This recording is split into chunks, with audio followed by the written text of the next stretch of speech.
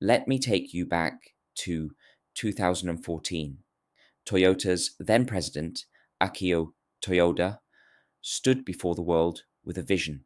"I have seen the future," he proclaimed, introducing the Mirai, a hydrogen powered vehicle he believed would revolutionize the automotive industry. The Mirai was supposed to mark a turning point, a leap toward a cleaner, greener future. Yet here we are, a decade later, with just 27,500 Mirai cars sold globally. The question lingers: was the vision misplaced, or is Toyota merely ahead of its time? Picture this: it's a crisp November day at Fuji Speedway in Japan. Hiroki Nakajima, Toyota's chief technology officer, steps onto the stage. His tone is cautious, a stark contrast to Toyota's confidence from years ago.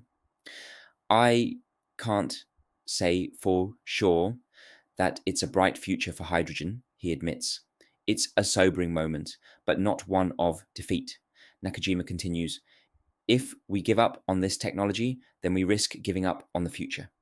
Toyota isn't alone in this belief. They've pivoted their focus, unveiling a hydrogen electric hybrid van and partnering with companies like Isuzu Motors to develop light duty hydrogen trucks. In cities like Tokyo, Strasbourg, and Madrid, hydrogen buses are beginning to roll out. It's a calculated shift away from passenger cars toward commercial vehicles, where the potential for hydrogen feels more tangible. Now, let's pause and explore why hydrogen fuel cells still intrigue companies like Toyota. Imagine a vehicle that emits nothing but water vapor, zero carbon emissions. That's what hydrogen offers. It's quick to refuel, perfect for heavy vehicles with long haul needs, and doesn't demand the same massive charging infrastructure as EVs. But here's the problem: hydrogen is expensive, production is limited, and infrastructure, like refueling stations, is sparse. In California, a supposed haven for hydrogen cars, Shell recently shut down all its hydrogen, hydrogen fueling stations, leaving owners of vehicles like the Mirai stranded. It's no wonder they filed a lawsuit. Meanwhile, EVs, driven by breakthrough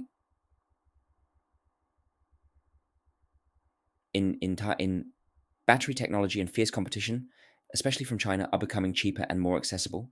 Analysts argue that when lithium ion batteries are good enough, why pour billions into hydrogen? Yet, Toyota and a handful of others remain undeterred. It's not just about cars, it's about legacy and strategy.